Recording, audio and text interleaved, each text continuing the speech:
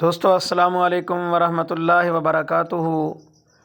زبردست ویڈیو ہے۔ دعا ہے اللہ پاک کی ذات سے کہ اللہ پاک اس سے سبق حاصل کرنے کی توفیق عطا فرمائے۔ ایک بوڑھی عورت مسجد کے سامنے بھیک مانگتی تھی۔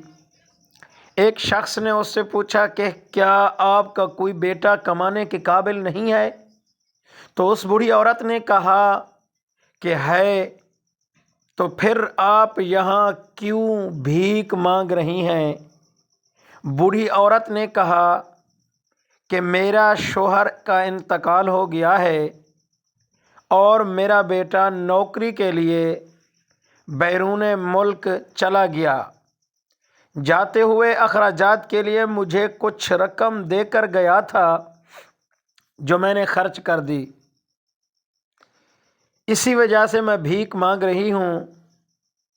تو اس شخص نے پوچھا کیا آپ کا بیٹا آپ کو کچھ نہیں بھیجتا ہے؟ بوڑھی عورت نے کہا میرا بیٹا ہر ماہ رنگا رنگ کاغذ بھیجتا ہے جسے میں گھر میں دیوار پر چپکا کر رکھتی ہوں۔ تو وہ شخص اس کے گھر گیا اور دیکھا کہ دیوار پر بینک کے 60 ڈرافٹ چپساں تھے۔ ہر ڈرافٹ 50,000 روپے کا تھا۔ تعلیم یافتہ نہ ہونے کی وجہ سے وہ عورت نہیں جانتی تھی کہ اس کے پاس کتنی دولت ہے۔ اس شخص نے اسے ڈرافٹ اور اس کی اہمیت سمجھا دی تو وہ عورت بہت خوش بھی ہوئی اور حیران بھی ہوئی اور پریشان بھی ہوئی کہ دولت ہوتے ہوئے بھی وہ بھیک مانگتی رہی ہے۔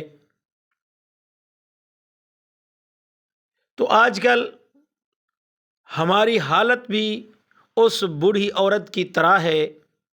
ہمارے پاس سب سے بڑی دولت قرآن پاک کی موجود ہے اور ہم اسے اپنے منہ سے چومتے اور ماتھے پر لگا کر اپنے گھر میں رکھتے ہیں، لیکن ہم اس کا فائدہ صرف اس صورت میں اٹھا سکیں گے جب ہم اسے پڑھیں گے، اس کے معنی اور تفسیر کو سمجھیں گے اور اس کو اپنی عملی زندگی میں لے کر آئیں گے، تب ہی انشاء اللہ تبارک و تعالی ہماری دنیا اور اس کے بعد کی زندگی دونوں بہتر ہوں گی۔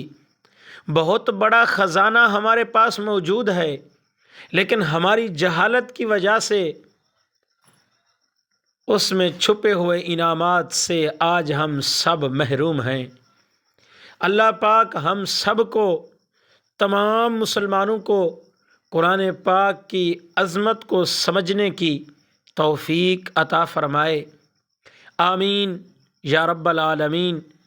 تو دوستو اب سب سے گزارش ہے کہ آپ نے خود بھی اس پہ عمل کرنا ہے اور اس کو زیادہ سے زیادہ شیئر کرنا ہے تاکہ کوئی دوست، کوئی بھائی اس کو پڑھ کر اس پہ عمل کرنے کی کوشش کرے گا تو اس سے آپ لوگوں کی زندگی بھی بن سکتی ہے، جس میں میری زندگی بھی اچھی ہو سکتی ہے۔ اللہ پاک ہم سب کو نیک عمل کرنے کی توفیق